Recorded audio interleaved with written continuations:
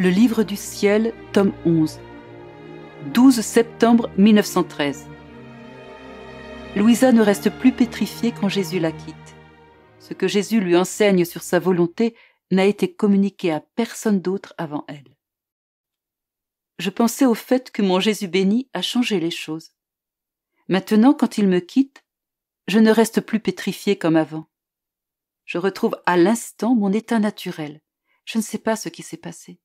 Cependant, la simple pensée que celui qui a autorité sur moi puisse vouloir savoir ce qui m'arrive me rend perplexe. Mais mon bon Jésus, qui veille sur chacune de mes pensées et qui veut qu'aucune ne soit discordante, vint et il me dit : « Ma fille, voudrais-tu que je me serve de cordes et de chaînes pour te garder attachée ? Cela fut parfois nécessaire dans le passé. Je te gardais avec beaucoup d'amour, affectant même de ne pas entendre tes lamentations. Rappelle-toi.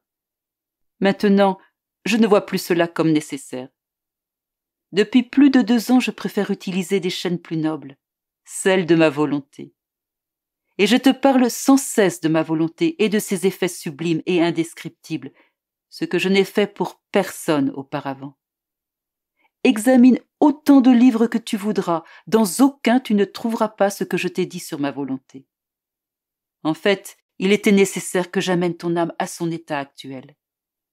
Ma volonté est intervenue en tenant captif chacun de tes désirs, de tes paroles, de tes pensées et de tes affections, jusqu'à ce que ta langue parle de ma volonté avec éloquence et enthousiasme.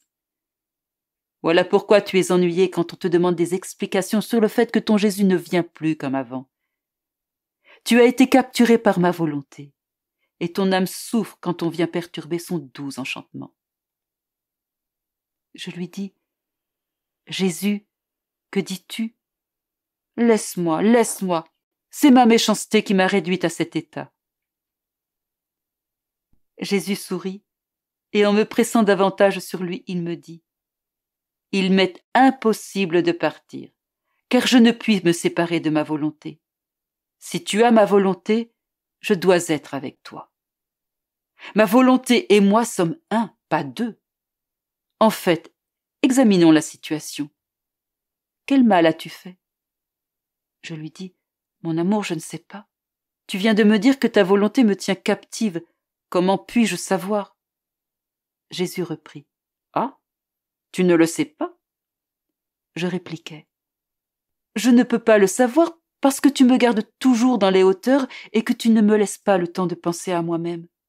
Dès que j'essaye de penser à moi-même, tu me grondes, soit sévèrement jusqu'à me dire que je devrais avoir honte de faire cela, soit amoureusement en m'attirant vers toi avec une telle force que j'oublie tout sur moi. Comment donc puis-je savoir ? » Jésus reprit : « Si tu ne peux pas y arriver, c'est que c'est comme cela que je le veux. Ma volonté veut occuper toute la place en toi. Autrement, elle se sentirait privée de quelque chose qui lui revient. C'est ainsi qu'elle veille à t'empêcher de penser à toi, sachant que quand elle tient lieu de tout pour une personne, il ne peut se trouver de mal en elle. Je veille jalousement sur toi. » Je lui dis : « Jésus, tu te moques de moi. » Il me répondit : « Ma fille, il faut que je te fasse comprendre comment sont les choses. Écoute, pour t'aider à atteindre ces connaissances si nobles et divines sur ma volonté. Je me conduis avec toi comme si nous étions 2 amoureux qui s'aiment à la folie. En premier lieu, je t'ai donné l'extase de mon humanité pour que, connaissant qui je suis, tu m'aimes. Et pour gagner ton amour totalement, je me suis servi de stratagèmes d'amour. Tu t'en souviens certainement. Il n'est pas nécessaire que je dresse une liste. En second lieu, tu as été prise par ma volonté. Comme tu ne pouvais plus être sans moi, il était nécessaire que l'extase de ma volonté prenne la relève de l'extase de mon humanité. Tout ce que j'ai fait auparavant était pour te disposer à l'extase de ma volonté. » Surprise, je lui dis : « Que dis-tu, ô Jésus ? Ta volonté est une extase ? » Il répondit : « Oui, ma volonté est une extase parfaite. Et tu arrêtes cette extase quand tu penses à toi-même. Mais je ne te laisserai pas gagner. De grands châtiments viendront prochainement, même si tu n'y crois pas.